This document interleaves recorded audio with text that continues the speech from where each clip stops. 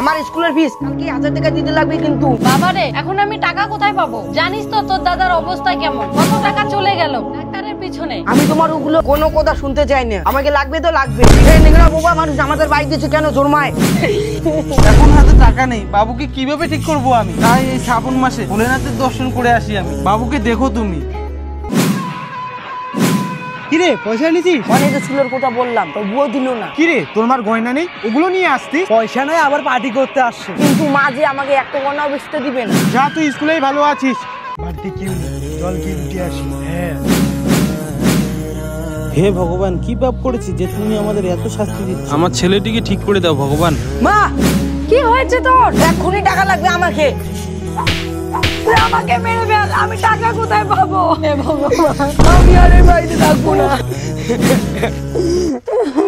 শুনেছি অনেক গয়না আছে বাড়িতে। কে তোমরা? আমাকে ছেড়ে দাও। আরে কি হয়েছে তোর? বাবা মুখের কথা তাহলে মানছে না। যা ধর ওকে। মা তুমি আমাকে ক্ষমা করে দাও। ভগবান আমাদের ছেলেকে ঠিক করে দিয়েছে।